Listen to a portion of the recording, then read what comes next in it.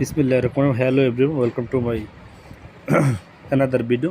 বন্ধুরা, আজ আমি দেখাবো কীভাবে তোমরা এসএসসির কলেজ চয়েস কীভাবে হয়েছে কি হয়েছে না সেটা দেখতে পারবে। বন্ধুরা, সর্বপ্রথম এসএসসির কলেজ চয়েস দেখতে চাইলে প্রথমত চলো আমরা গুগলে চলে যাই। আমাদের যার যার মোবাইল থেকে গুগল অথবা গুগল ক্রোমে চলে যেতে হবে।